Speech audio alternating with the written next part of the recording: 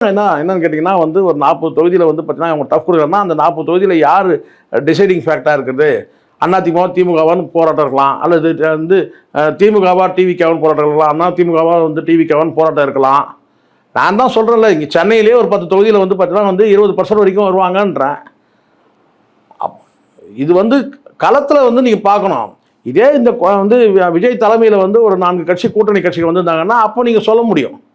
நீங்கள் தனித்து நின்றுட்டு வந்து பார்த்தீங்கன்னா 26 கட்சியும் 16 கட்சியும் கூட்டணி இருக்கிற இடத்துல வந்து பார்த்தீங்கன்னா போட்டி போட்டு ஜெயிச்சுருவார். காரணம் கேட்டால் அவர் வந்து அவர் சினிமா கல்ட்டு அப்படின்னு சொன்னால் அதெல்லாம் வந்து உளவுத்துறை சொல்கிறத நம்ம உதாசீனப்படுத்த முடியாது. அவங்க சொல்கிறது என்னன்னு கேட்டிங்கன்னா ஒரு 40 தொகுதியில் வந்து ஒரு இழுபறி நிலைமையை உருவாக்குவாங்க அப்படின்னு சொல்கிறது தான். மற்றபடி வந்து பார்த்தீங்கன்னா அவங்க வந்து ரிப்போர்ட் உளவுத்துறை ரிப்போர்ட் இருக்குன்னா மீண்டும் திமுக ஆட்சி தான். அது நல்லா நமக்கு வந்து தெளிவாக தெரியுது. அதனால் இவங்களுக்கு வந்து ஒரு புதிய கட்சிக்கு கேட்டால் அவங்கள பொறுத்த வரைக்கும் ஒரு 10 எம்எல்ஏ வந்தால் கூட போதும். மொத்தமே ஜீரோன்றதை விட ஒரு 10 எம்எல்ஏ வந்தால் கௌரவம் தானே.